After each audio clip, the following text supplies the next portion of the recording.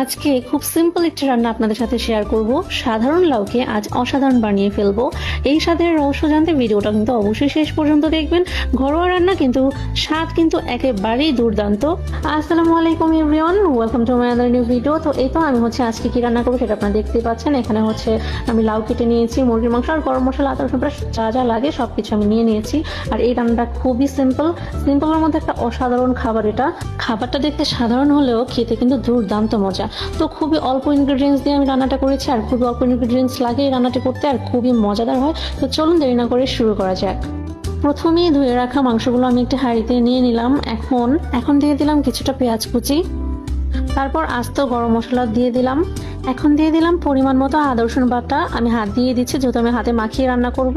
আপনারা আবার ভাবতে পারেন যে কি ক্ষেত্রে হাত দিয়ে দেয়, যাই হোক আমি এভাবেই স্বাচ্ছন্দ্য বোধ মনে করি, এই জন্য আমি হাত দিয়ে দিলাম। আর এমনিতেও আমি হাত দিয়ে মাখিয়েই রান্না করব মাংসটা।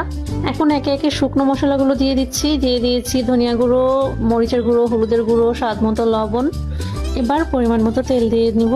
তেল দেওয়া হয়ে গেলে সুন্দর করে হাতে ভালো করে মাখিয়ে নিব। এই মশলাটাকে ভালো করে মাখিয়ে তারপর আমি আজকে এই লাউ আর মুরগির মাংসটা রান্না করব। তো আমি কিন্তু আজকে রান্না করার জন্য নিয়ে নিয়েছি এখানে লেয়ার মোরগ, আসলে মুরগি না, মোরগ আমি লাউ দিয়ে রান্না করব। আর এভাবে খেতে কিন্তু দারুণ মজা হয়। আর গরুর মাংস দিয়েও কিন্তু লাউ দিয়ে রান্না করলে দুর্দান্ত স্বাদের হয়।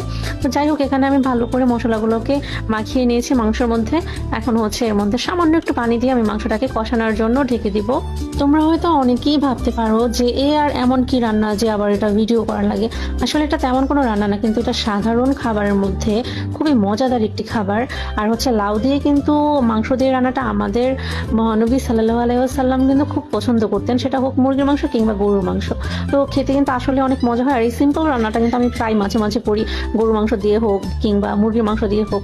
আর যদি কখনো ব্রয়লার মুরগি দিয়ে রান্না করি তখন ব্রয়লার মুরগিটাকে ভালো করে ধুয়ে তারপরে লেবু দিয়ে মাখিয়ে কিছুক্ষণ রেখে দিই, তারপর আবার ধুয়ে মশলা টশলা দিয়ে তারপর ভেজে তারপরে আমি লাউ দিয়ে রান্না করি, সেটাও কিন্তু খেতে দারুণ হয়।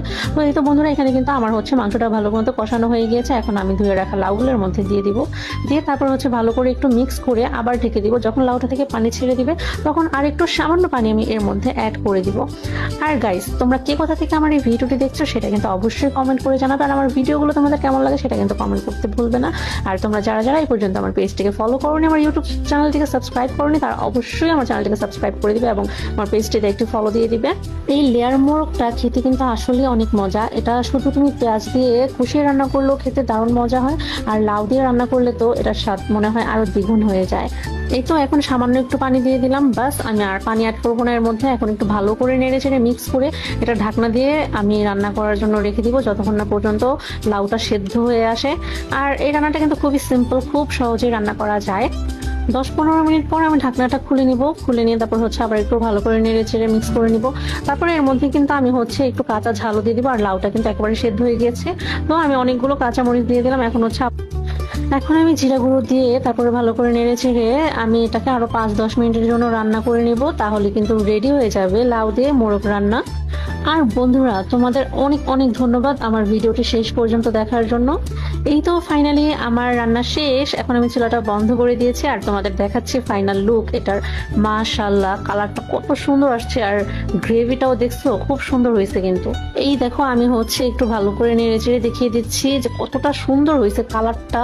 আর এত সুন্দর একটা ঘ্রাণ বের হচ্ছিল যে কি বলবো, এটার লাউটা একেবারে গলে গেছে পুরো মোমের মতো। আর মাশাআল্লাহ অনেক সুন্দর হয়েছে, খেতেও কিন্তু দুর্দান্ত ছিল। তো আজকের ভিডিওটা এই পর্যন্তই ছিল। সবাই ভালো থাকবে, সুস্থ থাকবা। আমার ভিডিওটি ভালো লাগলে অবশ্যই লাইক কমেন্ট শেয়ার করে জানাবা। আজকের মতো এই পর্যন্ত ছিল। টাটা, আল্লাহ হাফেজ, আসসালামু আলাইকুম।